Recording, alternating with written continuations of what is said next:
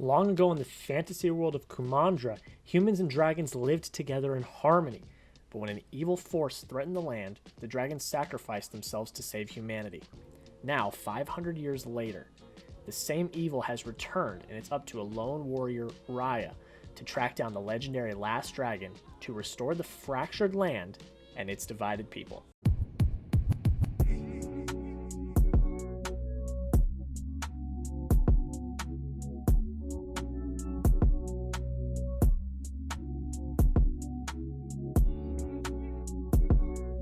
How's it going, everybody? Welcome back into another video, and today is another Fanatic film review, and it's another early Fanatic film review. Not as early as some other people because I didn't get access to this in time, which is completely okay, but I did get to see early the newest film that is premiering on Disney Plus on this Friday. The day this is going up is Thursday, so tomorrow this film premieres on Disney Plus, and that is Raya and the Last Dragon. I am so excited to talk about this film. I've seen nothing but good things from all of my friends and reviewers that have seen it before me, and I was very fortunate to be able to watch it early. So thank you to Disney Plus for allowing me to have the opportunity to watch it and review it. And guys, it lives up to the hype. So I think without further ado, let's just get into it. The first thing I want to say is the animation. The animation here is absolutely stunning. I mean, it's unlike anything I've ever seen. And I was praising Soul for Soul's animation, which is very fantastic. But Raya in The Last Dragon looks real. It looks beautiful. I mean, the water looks lifelike, and everything about it is just absolutely fantastic. So huge props to the team at Walt Disney Animation. I mean, I'm assuming some of this, I don't know how much of this was done during the pandemic, but I'm assuming a good chunk of it was. And that, I mean, is absolutely amazing. So the animation lives up to the hype. It is absolutely beautiful, brilliant, and just fantastic. And the next thing that really stands out is the world building and mythology. The way that the storytelling is told. A lot of credit to the writing here. The writing is solid. I think the script is pretty airtight. I'm not going to say it's completely airtight. I had a few issues, which I'll talk about later in the video, but man, Disney in general, but like here in particular, does such a good job at building a world and telling us the myth and the mythology and what's going on. And that here is done so well. You know what's going on right at the beginning of the film. And they tell it in a very interesting way with interesting animation styles that just gets you locked in right from the start. And for that, I credit them because I didn't know what to expect going into this film. You know, it is a princess film, but she is far from your average princess. Raya is badass. I'm just gonna say that. But so I didn't really know going in what to expect, what we were gonna get, and from the minute the film begins, when we are learning about the history of the dragons and everything that's happening, I was locked in and ready for this adventure, and it was absolutely fantastic. And again, credit to the writing team. They did a really great job at that, and the animation, you know, breaking up into different animation styles to tell stories and stuff was so well done. And you know, another thing I give credit to for Disney is just the cultural significance of this film. You have a female-led film, badass female, strong, powerful female lead, and you've also got a lot of great Asian representation. It's brilliant, and again, huge credit to Disney for that. I mean, they brought a really awesome story here with some great mythology that is, you know, I think fantastic for the representation. You have a lot of, you know, Asian actors and actresses in the voice cast, and they're all fantastic. I'll get to their performances in a little bit, and that's just such a great thing that Disney did. And they brought this story to life with that, and I absolutely love that. And that's one of the biggest points I really wanted to push across here was, you know, the representation and how breathtaking it's done, and it's just absolutely fantastic. So credit to everyone involved, Disney and, you know, the team, everyone. It was absolutely brilliant. And like I said, I was going to talk about those performances. The performances are great. Kelly Marie Tran and Awkwafina in particular are absolutely fantastic, but the rest of the cast is great as well. I mean, you've got the likes of Benedict Cumberbatch, Gemma Chan, Sandra Oh is in here as well.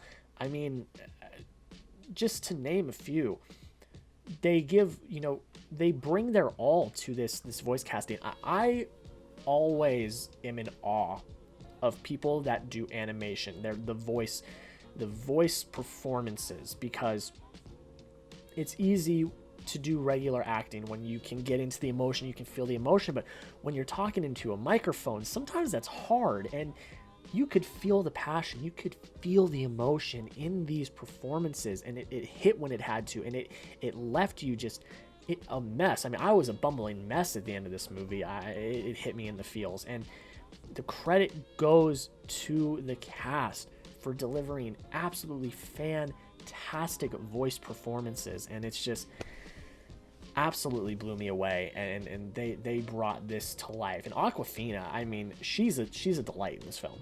She's hilarious, funny, but also serious at times, and she's pushing some really good themes, which I'm going to talk about in a second. And just overall, she's a standout. But again, Kelly Marie Tran as well as Raya is absolutely fantastic, and those two, that's a duo that I really, really love to see.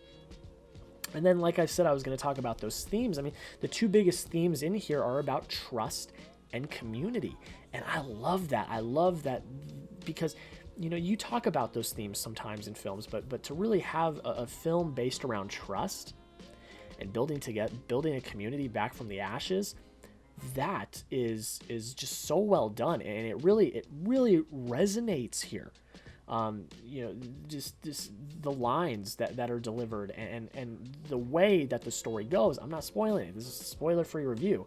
But the way that those themes are brought to life is done so well, and the way that it's shown by our characters, and the way that trust is thrust to the center of the story is absolutely brilliant. And again, that all goes back to the team that wrote. I mean, the script is really good.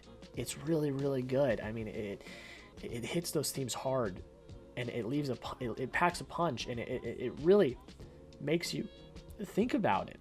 Think about the themes. Think about trust. Think about community. Think about how important those things are for humanity to survive and be successful. And it's hard nowadays. Trust is not easy to come by, and especially in the United States, we're more shattered than ever.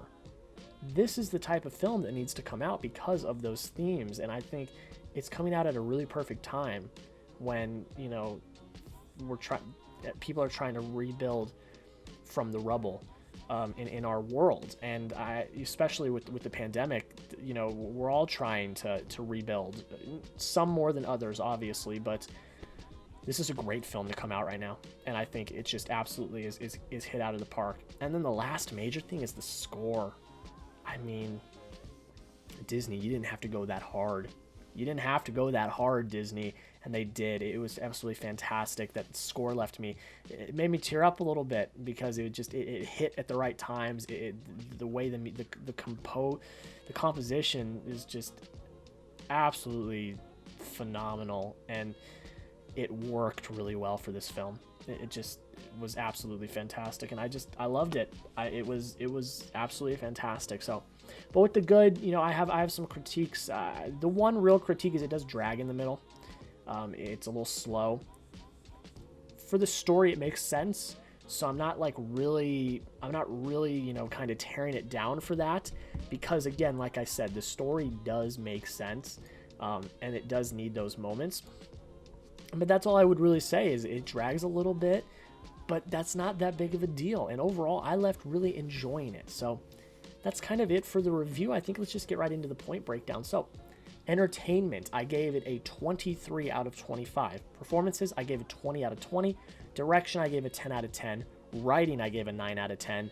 Emotions, I gave a 9 out of 10. Cinematography, a 10 out of 10. Pacing, 4 out of 5. Rewatchability, 5 out of 5. And an automatic 5 out of 5. If you did the math, that means I gave Raya and the Last Dragon a 95 out of 100. My second favorite movie of the year so far this year, behind Mass.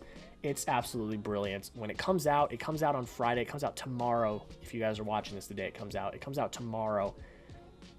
I mean, I know it's premium, and you gotta chalk up a little bit of money, but I think it's worth it personally. Absolutely brilliant film.